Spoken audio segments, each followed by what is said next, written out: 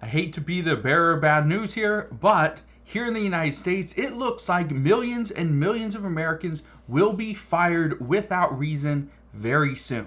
Now, today I want to break down what employers are looking to do, what one major employer is doing right now, but how this is going to impact you. One of the things I can tell you, which is very scary, is employers have found a way, a loophole, to get around firing you.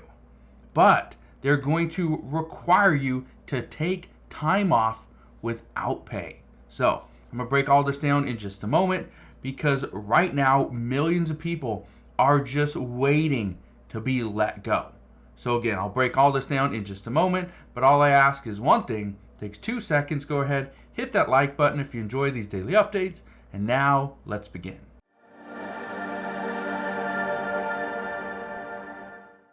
Oh, okay, hold on a second.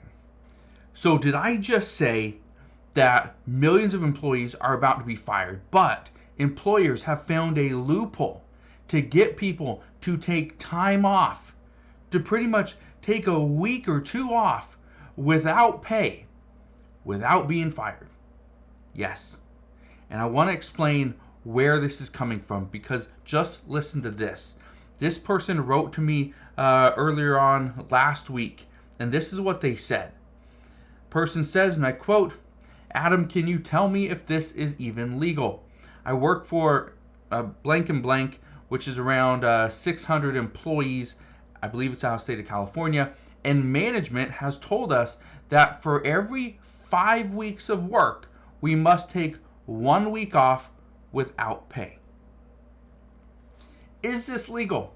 Well, to answer that, I want to turn to what Boeing is doing. Look at this right here. It says many Boeing employees to be furloughed after over 32,000 go on strike. Now, what am I talking about? Why am I even showing you this? Well, here's the reason why I'm showing you this. Right now, like 33,000 Boeing union workers have gone on strike. They're picketing. They're not touching any parts. They're not touching planes. They're not working on this.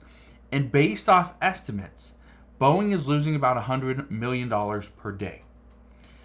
Boeing went through a previous strike, I think back in 2006, I believe.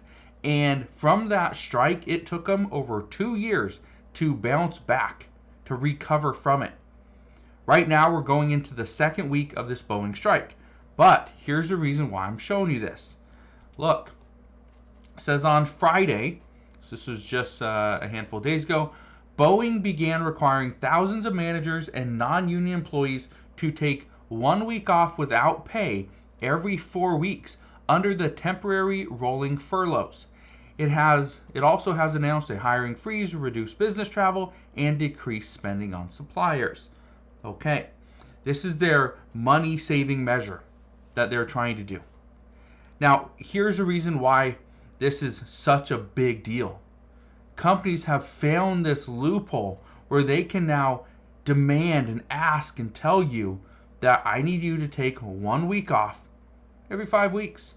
So simply, they're going to furlough you for 1 week, which, and I believe this is in every single state. I don't know.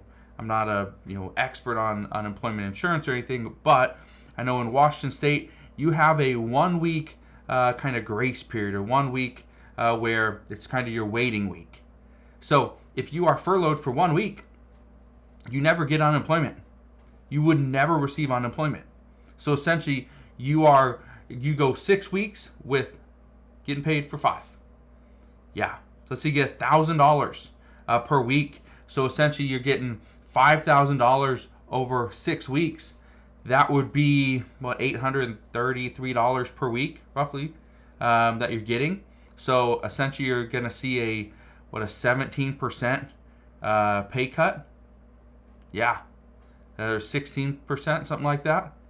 Yeah, that's what you're going to get. So this is why I think this is such a big deal, because people are about to be fired and then rehired a week later. But they're going to call it a furlough, just a temporary, just a waiting week. Okay, it's a rolling furlough if you want to be like Boeing, right? But can people do that? Right? Can the American people survive that? Not really. Look at this. It says Americans are drowning in credit card debt. Yeah. Yes, former President Donald Trump has a plan. He wants to cap credit card interest rates at 10%. That's not going to help you a whole lot. And that's not going to do much. But here's what you need to understand. This is just the beginning. Because right now, the Federal Reserve, they cut interest rates. That's supposed to help spending. That's supposed to help consumers and bring everyone back to businesses, right? No, it's not going to work like that. It's just not going to work. And again, I bring this up because somebody wrote to me, it was probably a couple weeks ago, maybe a little bit longer than that, and they said they can't wait for the Federal Reserve to cut rates for multiple reasons. Number one, it's going to bring down their car payment. It's going to bring down their house payment. It's going to bring down their credit card interest rates. No. Look at this. It's from Fox Business. It says Fed interest rate cuts won't help your credit card debt. It won't. It's not going to do anything for you. And here's the other thing, and the whole reason why I'm bringing this up, because business owners thought that as soon as the Federal Reserve started to reduce and cut interest rates, they're going to see more customers coming into their business to buy the new shoes, to get the new clothes, to buy a new car. Not necessarily. Think about it for a second. Let's say you are going to sell your home, like many people are trying to do right now. Here's the issue. The people that are potentially buying know that the Federal Reserve is going to cut rates again. It's already been established and said that the Federal Reserve is going to continue to cut rates, right? And as a result, some people are going to wait. So right now what I'm seeing, homeowners are dropping their prices $10, $20, $30, $40,000, trying to come down to get their house sold. Why? Because they need the money. Because they themselves have been a victim of rolling furloughs, have been a victim of being fired, have been a victim of not having their raises every single year. Or, like many people are going through right now and experiencing, they are seeing that their hours have been cut. They aren't working 40 hours per week, they're working 30 to 32 hours. Yeah, not enough. When you lose 8 to 10 hours per week, right, that's substantial.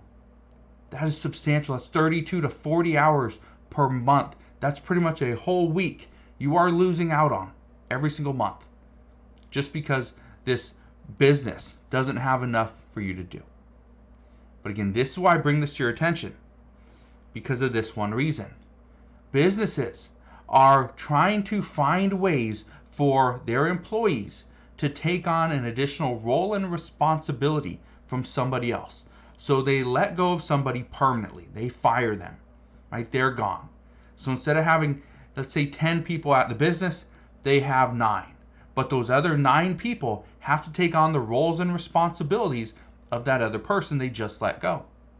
But now those 9 people, it's up to them to ensure that the company remains profitable. So what are they going to do? Well, let's say every week, one person has to take the week off. So 9 employees, well, simple math. Every week, one person takes the week off. That means the business essentially only is paying 8 employees for the week. That's it, 8. And again, it's just rolling furlough, where every single week, the next person will take the week off. And the next person, and at week 9, it starts all over again, or week 10. So that's what's happening right now, and I wanted to bring this to your attention because many people are looking at this as pretty much being fired without reason. And then a week later, they get called back in. Hey, I need you. Come on in, right? It's your turn to work this week. Yeah, that's what we're seeing. So I wanted to give you this warning because this is happening right now. Talked to a friend of mine just recently.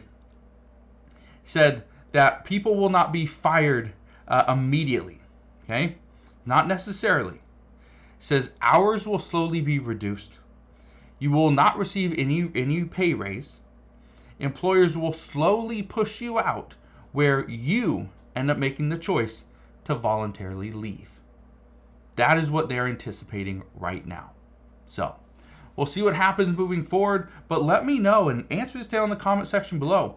Are you seeing this where you work, where now your boss, your employer, is asking you to please take a week off? Or, and this has happened to many people that I know, they have 200 to 300 hours of PTO, and their employer is asking them to use their paid time off and start using it quickly. You know why? Because the one thing that an employer does not want to do is, if they have to let you go, they don't want to pay 200 to 300 hours of paid time off in one check. That would be a killer to many businesses. So we'll see what happens moving forward, but that is what we know as of today. So again, thank you guys for watching. Consider subscribing, and I will see you guys on the next one.